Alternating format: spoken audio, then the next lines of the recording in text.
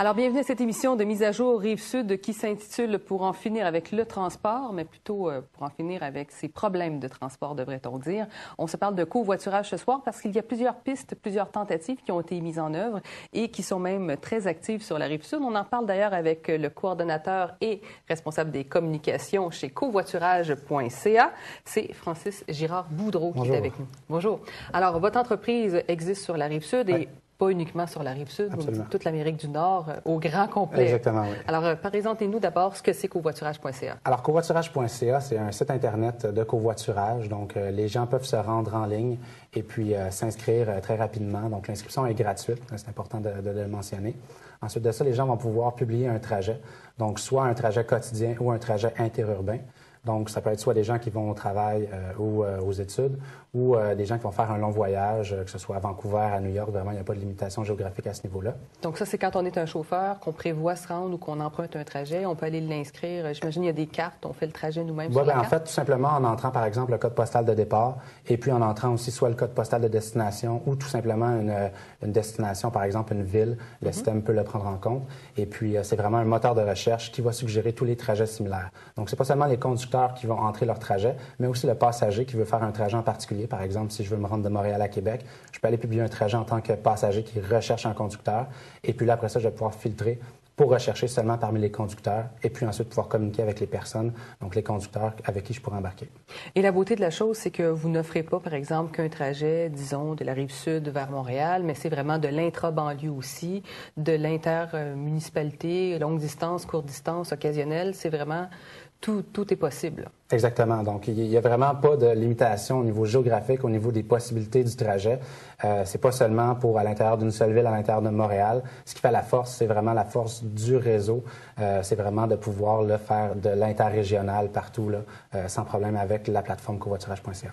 Et quelqu'un qui voudrait, par exemple, pour une fois se rendre, je ne sais pas moi, au Saguenay-Lac-Saint-Jean ou dans l'Outaouais ou peu importe, il peut, pour une occasion, entrer sur le site aussi. Oui, absolument. La personne va pouvoir aller publier ce trajet-là. Et puis ensuite de ça, par exemple, c'est un conducteur et puis il se demande combien il pourrait demander à ses passagers pour embarquer à bord de son véhicule. Il y a aussi un outil qui est disponible, encore une fois gratuitement, qui s'appelle le calculateur de frais, qui va permettre aux gens de s'aiguiller à savoir combien ils pourraient demander à leurs passagers pour embarquer à bord du véhicule pour faire un trajet en particulier.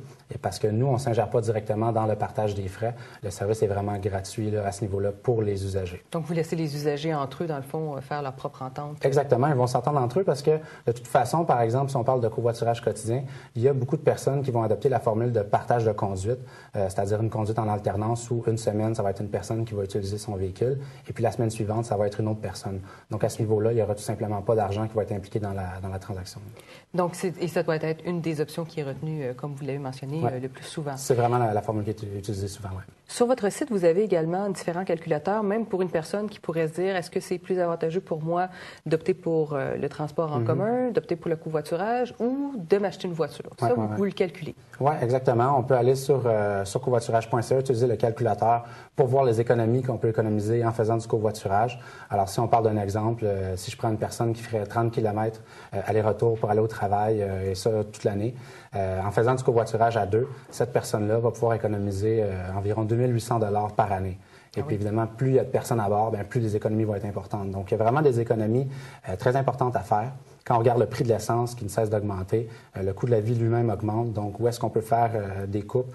Bien, c'est vraiment dans le budget qu'on alloue au transport. Et ça représente une grosse portion du budget. Exactement. Donc, un 2 800 $ à la fin de l'année, je pense que ça va paraître vraiment là, dans les poches d'une famille. Est-ce que le covoiturage peut s'appliquer justement à une famille? Parce qu'on voit souvent là, les options en solo de personnes. Quand on est une petite famille, est-ce que c'est quand même possible? Est-ce que vous en avez de ces cas-là? Oui, absolument. C'est sûr que le covoiturage, lorsqu'on va embarquer on va faire une entente avec différentes personnes pour pratiquer le covoiturage, souvent, il va falloir faire quelques compromis. Donc, des fois, on va entendre sur le terrain, les gens vont me dire, ben moi, il faut que j'aille porter les enfants à la garderie, je ne peux pas faire de covoiturage. Bien, nous, à ce moment-là, on va leur suggérer de commencer le covoiturage. Le point de départ, ça va être la garderie. Donc, comme ça, les gens qui vont vouloir faire du covoiturage vont pouvoir soit les rejoindre à la garderie, ou ça va être tout simplement des personnes qui restent aux alentours de cette garderie-là. Donc, à ce niveau-là, on peut vraiment adapter le trajet, finalement, là, pour toutes les possibilités pour convenir à tout le monde. Donc, c'est très flexible, encore là. Oui, exactement. C'est très flexible à ce niveau-là. Il y a différentes... Tout le monde peut trouver une raison, mais il y a toujours aussi des bonnes raisons pour faire le covoiturage. Donc, il suffit d'avoir le bon compromis, parce que c'est certain que des fois, on peut être plus réticent, par exemple, au niveau du partage de son véhicule. On est bien dans notre confort.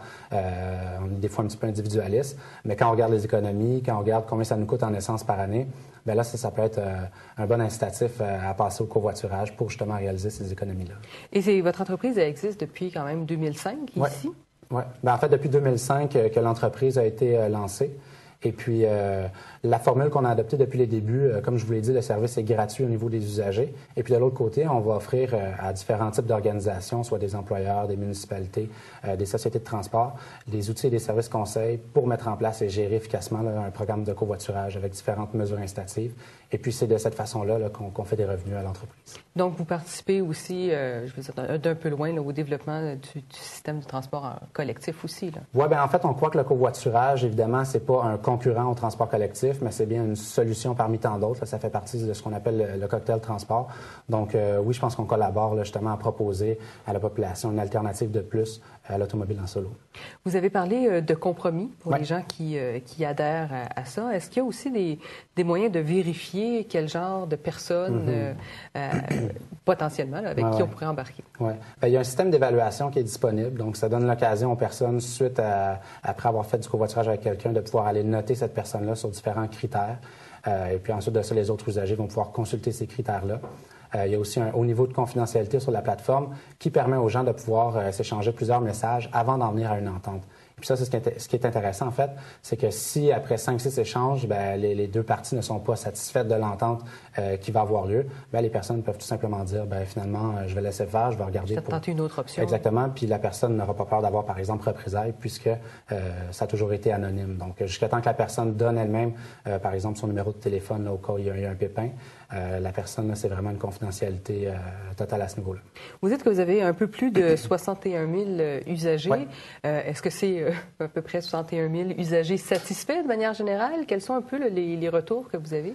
Au niveau des retours, les gens, souvent, ça va être au début, ils sont pas certains, ils disent « Ah, je sais pas, partager mon véhicule ». Mais dès qu'ils commencent à le faire, dès qu'on goûte au covoiturage finalement, ben là, ils sont en effet satisfaits. Et puis, souvent, ce qu'on voit, c'est par exemple qu'ils vont commencer en faisant du covoiturage au quotidien. Et puis après ça, bon, ils se disent, bon, j'ai un voyage à faire, par exemple, à Québec, de Montréal à Québec. Ben là, ils vont aller encore une fois utiliser covoiturage.ca. Donc là, ça va s'intégrer vraiment dans leur mode de vie. Et puis, ils vont pouvoir en faire la promotion eux-mêmes à leurs amis. Donc, ce qu'on voit, c'est vraiment au début, souvent, quelques réticences. On fait quelques compromis, puis ensuite de ça, on est vraiment satisfait. Encore une fois, avec des économies importantes, là, ça convainc souvent beaucoup de sceptiques. Et lorsqu'on entre sur le site, j'imagine, là, si on a un long trajet, on peut aussi voir toutes les offres disponibles? Oui. Avec les prix également, donc ça nous permet tout de suite de voir... En fait, nous, ce qui est intéressant sur la plateforme, c'est qu'on peut voir les offres et demandes de covoiturage en ligne sans avoir à s'inscrire tout de suite. Okay. C'est-à-dire que je peux tout de suite faire une recherche rapidement, inscrire mon code postal, ma destination, pour voir les trajets avec qui je pourrais me jumeler finalement. Je ne pourrais pas communiquer avec ces personnes-là. Je vais devoir m'inscrire avant, exactement. Mais quand même, ça me donne une idée. Parce que c'est sûr qu'un site qui serait fermé où on me demande de m'inscrire avant, bien là, la personne peut se dire, bien, je ne sais pas quel service il va y avoir. Tandis que si je peux le voir avant de m'inscrire, bien là, il n'y a plus de raison. Après, si je vois qu'il y a 3-4 personnes qui font le même trajet que moi, bien là, c'est une autre bonne raison d'aller m'inscrire pour pouvoir aller trouver un partenaire de covoiturage. Alors, covoiturage.ca, on vous invite à aller faire un tour. Merci beaucoup. Merci beaucoup.